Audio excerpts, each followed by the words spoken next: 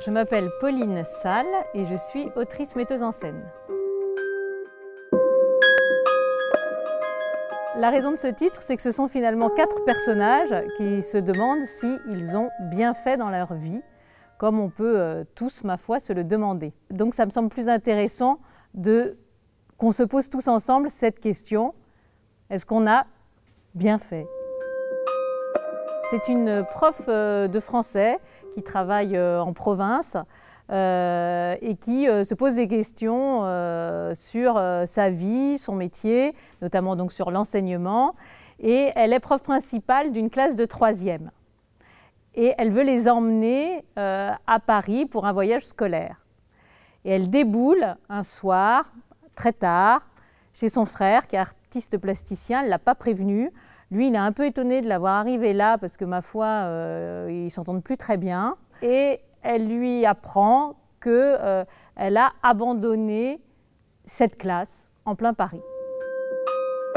J'écris pas tout à fait quand je sais que je vais moi-même mettre en scène, c'est-à-dire que j'écris des choses qui me paraissent un peu plus compliquées à mettre sur le plateau, qui pourraient paraître pour un metteur en scène qui me commanderait une pièce, peut-être des choses qu'il pourrait penser un peu maladroites ou un peu complexes, parce qu'avec une théâtralité un petit peu particulière. Et du coup, avec les acteurs, je sais qu'on va trouver les chemins pour mettre au plateau ces passages un petit peu particuliers. Donc c'est un vrai travail avec les acteurs. Une fois que la pièce a été écrite, évidemment je leur ai envoyé, j'ai attendu un petit peu impatiemment leur retour. J'ai de la chance qu'ils aient plutôt été satisfaits de leur partition. J'ai essayé évidemment que ce soit 4 belles partitions et 4 partitions équitables pour un peu ces monstres d'acteurs qu'ils sont chacun d'entre eux. Et puis ensuite, on s'est mis à travailler sans pensée préalable, en essayant de voir ce qui allait se dégager en répétition. Et c'est des acteurs qui font beaucoup de propositions. Donc pour une metteuse en scène, c'est un vrai cadeau. On se trouve donc chez ce frère plasticien qui est en train de travailler sur une installation autour de traversins, de polochons. C'est une installation qui m'a été inspirée par le travail d'Annette Messager. Et donc on est parti là-dessus avec Marc Lenné et Stéphane Zimmerli.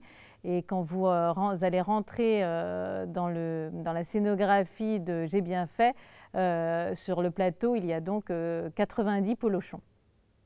C'est la base principale de la scénographie.